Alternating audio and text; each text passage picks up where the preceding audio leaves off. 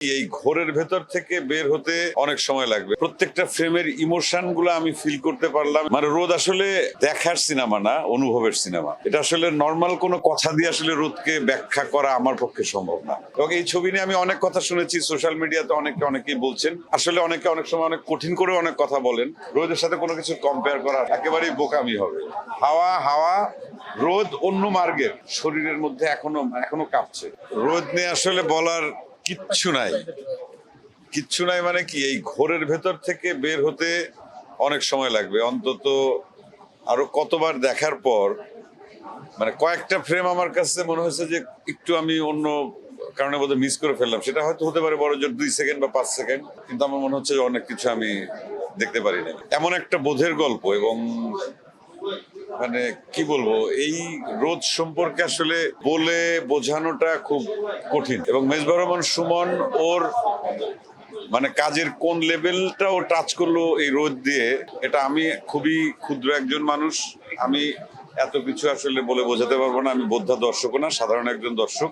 প্রত্যেকটা ফ্রেমের ইমোশন গুলো আমি ফিল করতে পারলাম, এবং সেই জায়গা থেকে মানে রোদ আসলে দেখার সিনেমা না, অনুভবের সিনেমা। এবং যারা দর্শক এসে রোদ দেখবেন, রোদ যদি ভালো লাগে এবং কোন বোধের জায়গা থেকে ভালো লাগবে, সেটা একবার রোদ দেখে আপনারা সেটা নিজেদেরকে প্রমাণ করতে পারেন। এটা আসলে নর্মাল কোনো কথা দিয়ে আসলে রোদকে ব্যাখ্যা করা আমার পক্ষে সম্ভব না।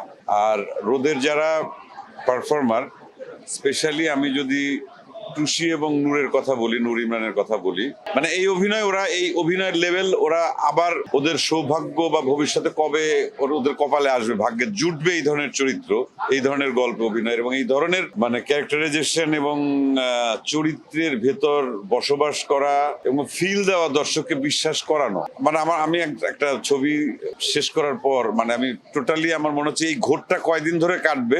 আর নূর ইমরান এবং টুসি আমার খুবই কাছের, আমরা একসাথে সহশিল্পী হিসেবে কাজ করেছি, ওদের সঙ্গে অন্তত মাসে 2, 4, 10 বার দেখা হয়। কিন্তু আমি এখন আমি চাই না যে ওদেরকে আসলে সামনাসামনি খুব বেশি দেখতে, কারণ ওরা এই চরিত্র দুটিকে এমন একটা জায়গায় নিয়ে গেছে। আমি জানি না, আমি এটা বললে পরে অতিরঞ্জিত বলা হবে কিনা, যে এই চরিত্রের বাইরে, এই দুইজনের বাইরে আমি আর কাউকে মানে কল্পনাও করতে পারি।